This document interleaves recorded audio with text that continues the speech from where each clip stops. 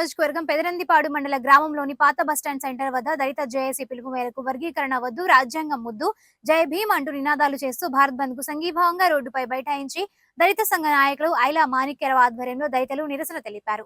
రోడ్డుపై బైఠాయించిన వారిని పెదనందిపాడు ఎస్ఐ రాజ్ కుమార్ బృందం రోడ్డుపై రాకపోకలకు ఇబ్బందిగా ఉందని, హాస్పిటల్ కు వెళ్లవలసిన వారు అత్యవసర సేవలకు ఆటంకం కలిగించకూడదని వారిని అక్కడి నుంచి తొలగించారు. ఈ సందర్భంగా ఐలా మాణిక్యరావు మాట్లాడుతూ, మాదిగలు అందరూ అన్నదమ్ములు కలిసి జీవనం సాగిస్తుంటే మతోన్మాద శక్తులు వారిని వేరు చేయడం సరైన విధానం కాదని వారన్నారు.